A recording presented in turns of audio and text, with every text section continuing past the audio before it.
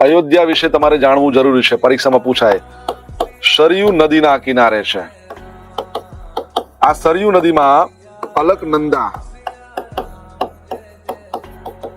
Cruise સેવા શરૂ થઈ છે. બીજું યાદ રાખજો કે દિવાળી વખતે 22.23 લાખ દીવા પ્રગટાવીને રેકોર્ડ થયો.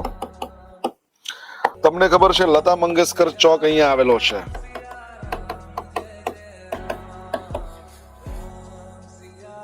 બીજું કે અયોધ્યાની અંદર જે એરપોર્ટ છે એનું નામ બદલી દીધું છે. શું બદલ્યું?